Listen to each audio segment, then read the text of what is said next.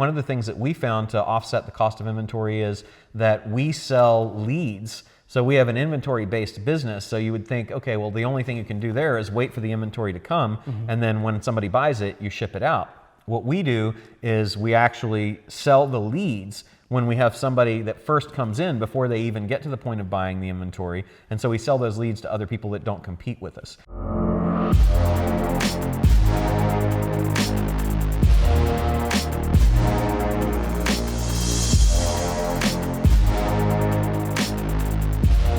We were just talking about entrepreneurs that have inventory-based businesses, people who get really excited to go out and get that big order. They get the big order, the one they've always dreamed of, and what they find out is that order is the one that puts them out of business. And the reason is they have to finance that inventory, and growth kills cash. If you're an inventory-based business, how do you plan for growth? Well, the first thing is looking at your financials and saying, this is my customer acquisition cost and this is my cost of goods sold, so that you know your numbers. Now, we won't talk about that because that's boring accounting stuff, but you need to know that at the base level.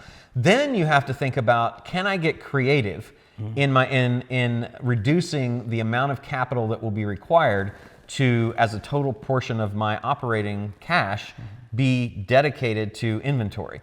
And there's a lot of ways to do that. There are inventory financing programs, there's warehouse lines, they call them, and things like that. You can also factor your receivables for inventory that you've sold, and then take that and apply it to inventory that you're buying. Inventory financing direct from the manufacturer is another way that you can do it. So you basically go to the manufacturer, and particularly if you're overseas, you say, listen, I'll pay you a third when I place the order, a third when it lands, and a third 30 days after it sells, or they'll say a third when you receive it. But the more that you can get that finance, the better. There are programs called container financing programs. So if you're shipping containers of product to you from overseas or even domestically, there are people that actually finance the container all the way to receiving it. There are private money investors that will do private money inventory financing. You can do, one of the things that we found to offset the cost of inventory is that we sell leads. So we have an inventory-based business. So you would think, okay, well, the only thing you can do there is wait for the inventory to come, and then when somebody buys it, you ship it out.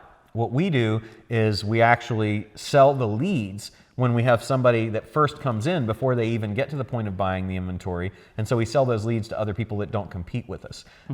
Another thing that you can do is have it done on a drop ship basis, so that you get the payment from the customer now, and then your inventory company holds the inventory and then ships it directly to the consumer when you get an order. So you've already been paid, you don't have any financing there. They'll also do inventory consignment, where they'll manufacture inventory and provide it to you in your warehouse. They'll get a security interest, which is a legal thing that protects them, but so that they own it, but it's consigned to you in your warehouse and you don't have to pay for it until it ships.